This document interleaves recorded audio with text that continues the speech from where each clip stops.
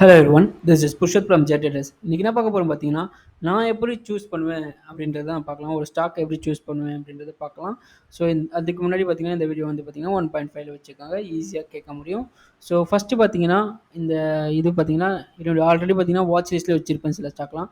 அது வந்து பார்த்தீங்கன்னா, ஜெரோதால அலாட் போட்டுருவேன். ஸோ ட்ரேடிங்லேயே ஒரு 20 மட்டும் தான் எசென்ஷியல் தான் யூஸ் பண்ணுறேன். ஸோ அதனால் ஜெரோதால நிறைய போட முடியும். ஸோ அதனால் அதில் போட்டுப்பேன். ஸோ அதை போட்டு அங்கே அடிச்சதுன்னா, இங்கே அலாரம் அடிச்சுன்னா இது ஜாயின் பண்ணிருவேன். அலாரம் அடிச்ச ஸ்டாக் அப்படின்ட்டு போட்டு வச்சுருவேன். அதில் பார்த்தீங்கன்னா, ஃபஸ்ட்டு பார்த்தீங்கன்னா, இதுக்கப்புறம் பார்த்தீங்கன்னா, இந்த அலாரம் அடிச்ச ஸ்டாக்லாம் பார்த்தீங்கன்னா, ரொம்ப க்ரூஷியலாக வாட்ச் பண்ணுவேன். வாட்ச் பண்ணி எடுப்பேன். ஸோ அதுதான் என்னுடைய ஒரு ஸ்ட்ராட்டஜியாவே யூஸ் பண்ணிட்டுருக்கேன். ஃபஸ்ட்டு பார்த்தீங்கன்னா, கேன்டபிள் அப்படின்னு ஒரு ஸ்டாக் இருக்குது. ஸோ அது பார்த்தீங்கன்னா, பர்ஃபெக்ட்டா ஒரு ட்ரையாங்கிள் மாரி வந்திருக்கான். ஸோ உடச்சும் இருக்கான். ஸோ இதுக்கு மேலே போனால் ஃபோக்கஸ் பண்ணிக்கோங்க. ஃபாலோ பண்ணிக்கோங்க இந்த ஸ்டாக்கை. 290க்கு மேலே போனால் இந்த ஸ்டாக் வந்து ஃபாலோ பண்ணிக்கோங்க. ஸோ இது வந்து ஃபஸ்ட்டு ஸ்டாக். நம்ம வந்து பார்த்தீங்கன்னா, ஒரு 4 ஸ்டாக் மட்டும் எடுப்போம் அடுத்த வாரத்துக்கு. அது பர்ஃபெக்டான ஒரு கன்வீனியன்ட்டான ஸ்டாக்காக எடுத்துப்போம்.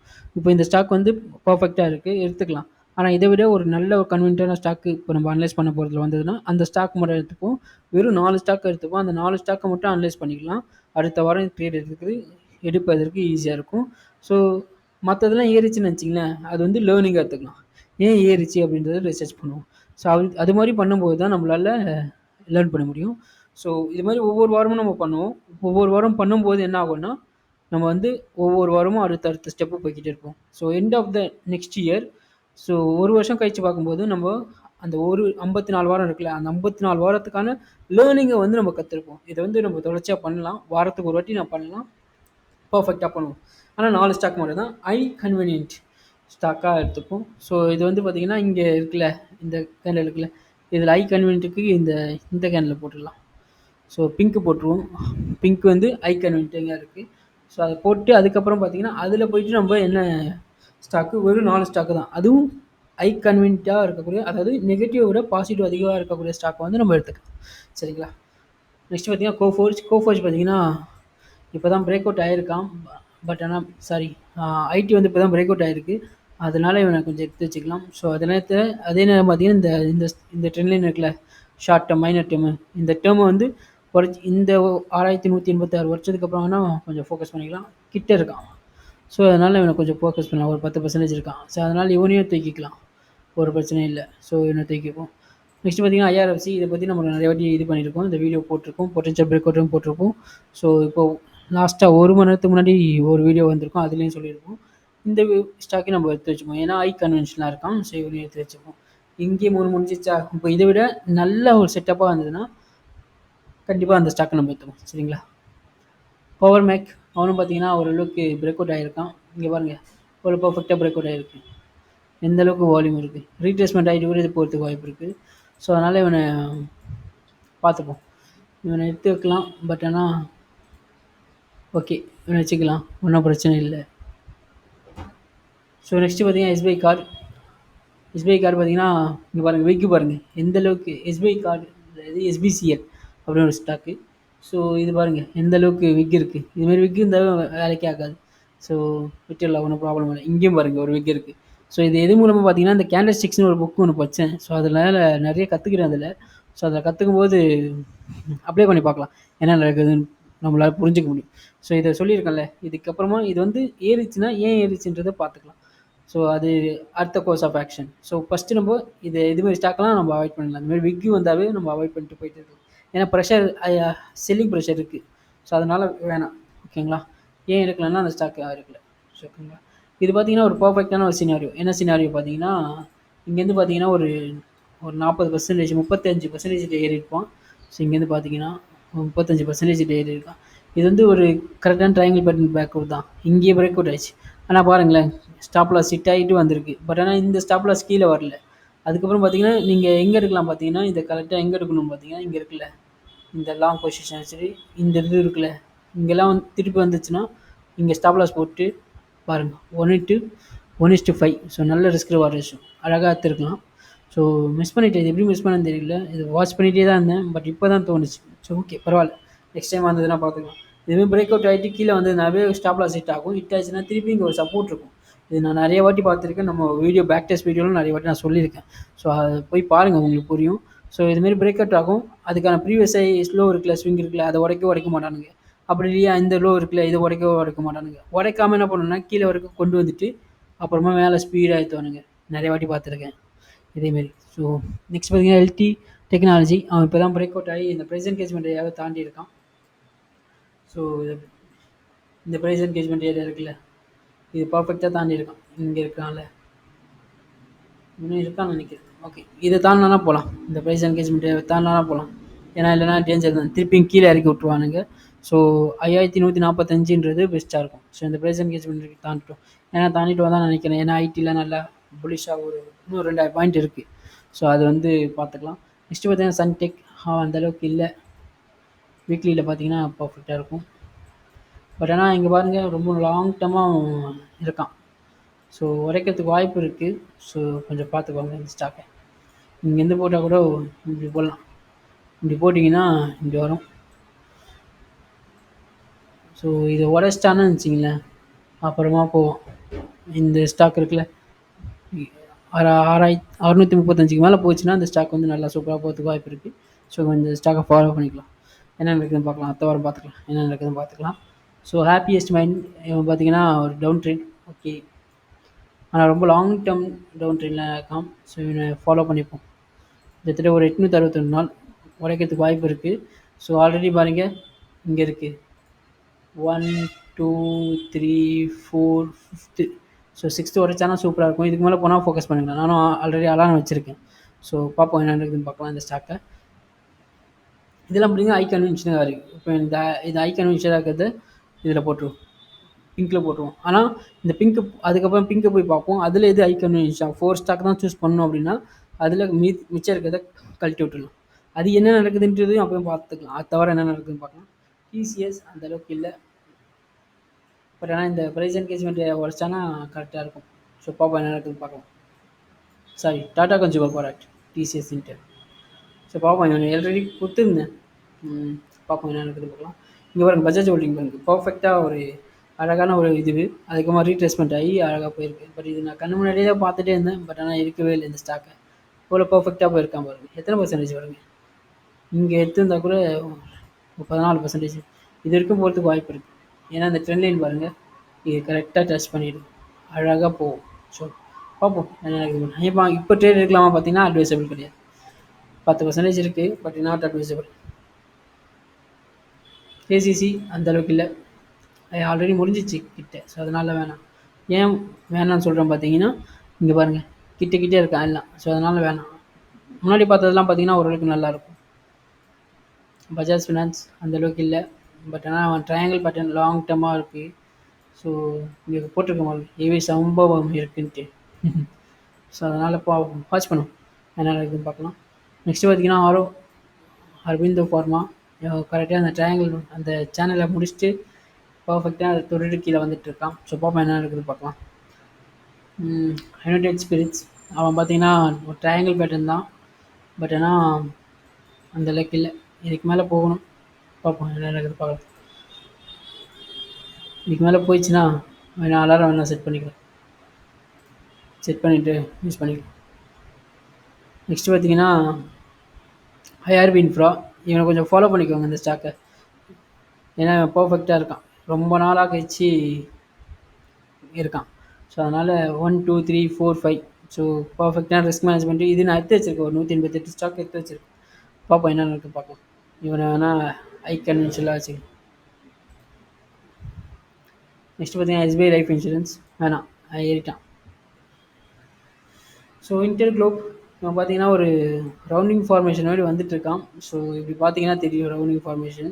ஸோ முன்னாடியே ஐடென்டிஃபை பண்ணும், அதுதான் பெஸ்ட்டு. இங்கே பாருங்கள் ஒரு கரெக்டாக வரதுக்கு வாய்ப்பு இருக்குது. ஸோ பார்ப்போம் என்ன நடக்குது பார்க்கலாம். இது போட்டு வச்சுருக்கோம், நெக்ஸ்ட் வீக் என்ன நடக்குதுன்னு பார்க்கலாம். ஸோ நெக்ஸ்ட்டு பார்த்தீங்கன்னா என்ன நடக்குது பார்க்கலாம். அடுத்த ஸ்டாக் பார்க்கலாம். அடுத்த ஸ்டாக் பார்த்தா இரிடா. ஸோ இவன் நல்லா ஏறிட்டான்.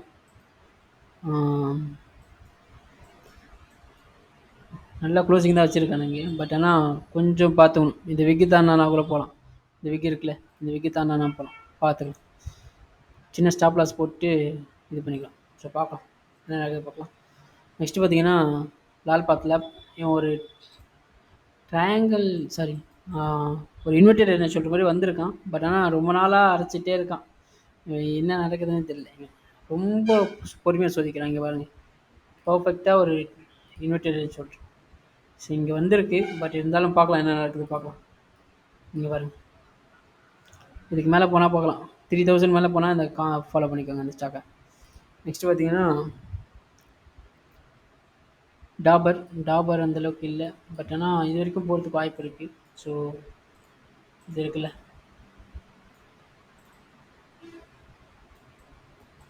கரெக்டாக தான் இருக்கான். It's okay. ஓகே,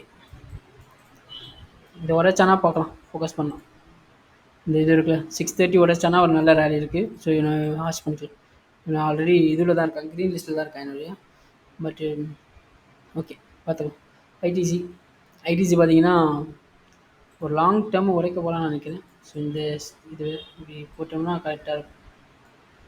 ஓகே, உடைக்கிறதுக்கு ரெடியாக இருக்கான். ஆனால் தேர்டு டச், ஸோ அதனால் கொஞ்சம் கவனமாக இருக்கிறது நல்லது. ஏன்னா திருப்பி கீழே இறக்கி விட்ருவானுங்க எனக்கு. ஆனால் ரிஸ்க் வந்து பார்த்தீங்கன்னா பர்ஃபெக்டான ஒரு ரிஸ்க் மேனேஜ்மெண்ட் இருக்கும். ஸோ இங்கே எடுத்தீங்கன்னு வச்சிங்கன்னா, ஆனால் ஸ்லோவாக தான் இருக்கும் இந்த ஸ்டாக், ரொம்ப ரொம்ப ஸ்லோ. ஸோ இதுதான் ரிஸ்க் மேனேஜ்மெண்ட்டு. ஸோ இது டார்கெட்டாக இருந்தால் கூட 1:2 ஓகே.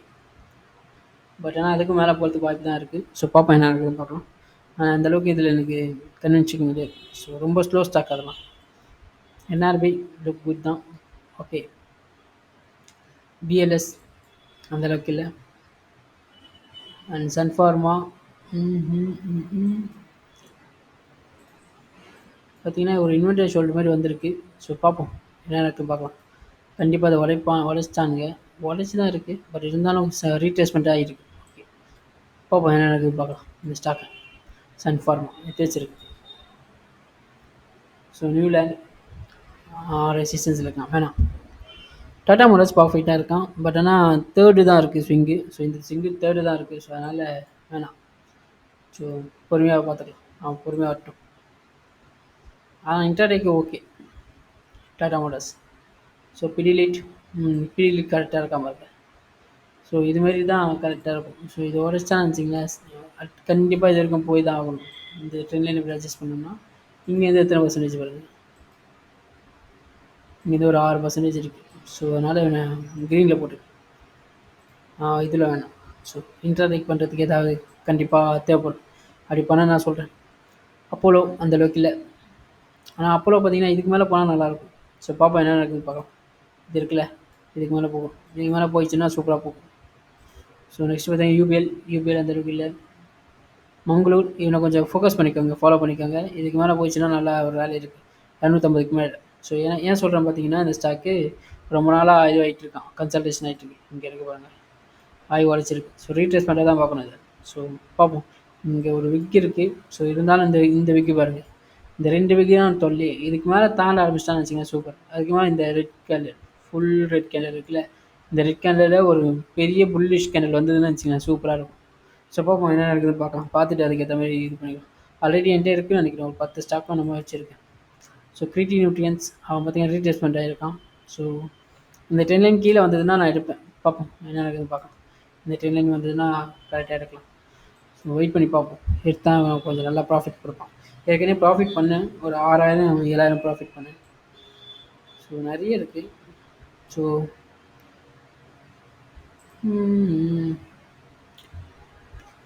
நெக்ஸ்ட்டு பார்த்தீங்கன்னா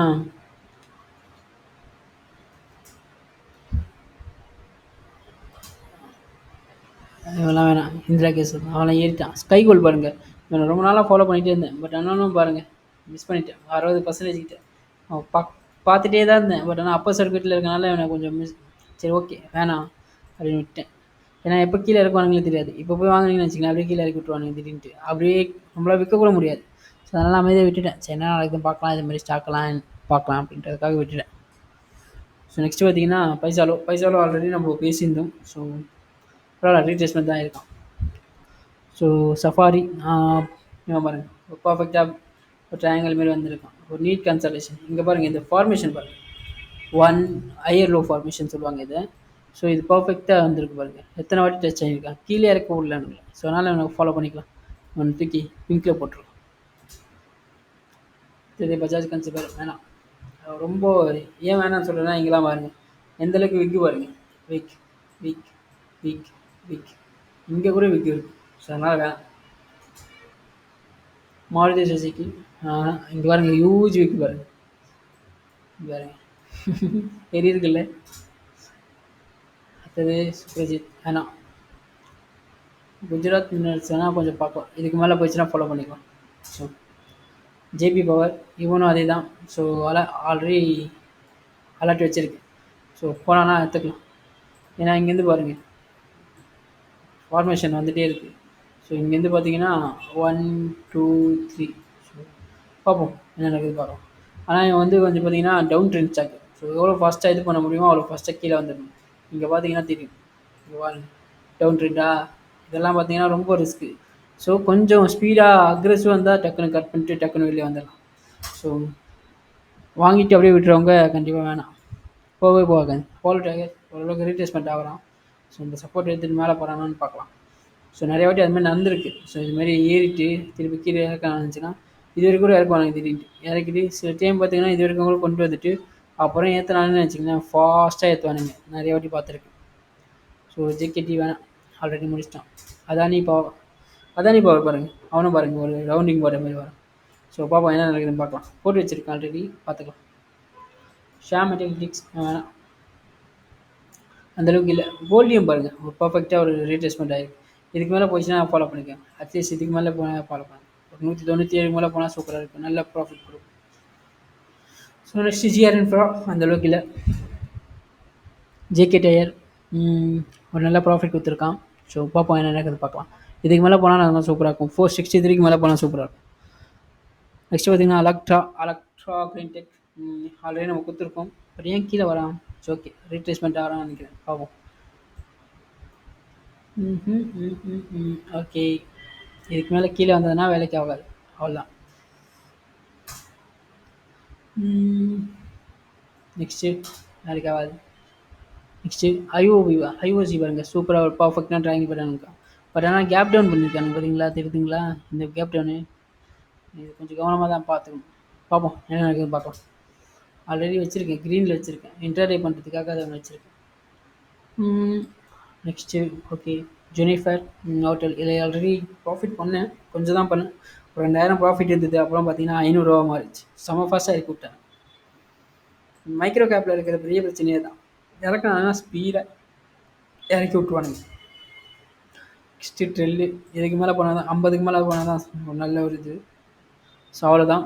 ஸோ எப்போயுமே சொல்கிறது தான், ஸ்டாக் அனலைஸ் பண்ணுறத விட ஸ்டாக்கை ட்ராக் பண்ணுறது தான் ரொம்ப ரொம்ப இம்பார்ட்டன்ட். யூடியூப்பில் யாரும் பண்ணல, நம்ம பண்ணுறோம். Thanks for that.